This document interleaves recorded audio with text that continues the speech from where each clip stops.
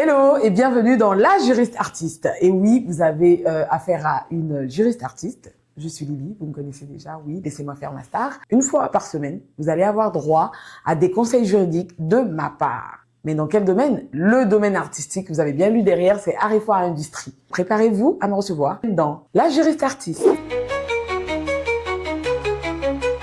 Alors, qu'est-ce que c'est un artiste? Un artiste, c'est quelqu'un qui crée, qui interprète ou qui met sur pied une œuvre, qui met en valeur sa vision de manière esthétique, qui met en valeur ses émotions, donc par cette œuvre-là. Et c'est pourquoi on appelle cette personne un artiste. On a l'art visuel déjà pour commencer. Les photographes, les sculpteurs, les dessinateurs, les peintres.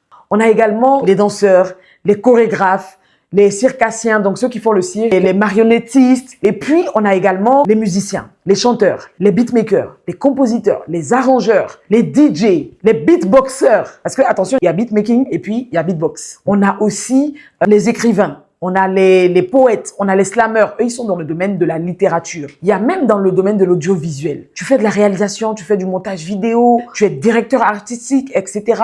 Tu es derrière la caméra et puis on pense que ce que tu fais là, c'est un métier à part. Non, tu fais partie de la famille artistique. On a également ceux qui sont dans le cinéma, qui sont dans le théâtre, les comédiens, les humoristes que vous connaissez, les acteurs qui passent dans les films que vous connaissez, les metteurs en scène et les dramaturges, ce sont les artistes. Vous avez ceux qu'on appelle les illustrateurs. Donc, c'est pour dire tout simplement qu'un artiste, c'est celui qui crée, c'est celui qui interprète, c'est celui qui met en œuvre sa vision, sa pensée. Il ne faut pas oublier, il y a ceux qui sont dans la mode et le stylisme, les designers, ceux qui sont accessoiristes, les costumiers, etc. Tout ce qu'on a cité font partie du corps de métier artistique. Mais tu ne peux pas être seulement de cette famille-là, le faire en pratique et puis selon la loi, tu l'es. Non, tu es dans l'informel.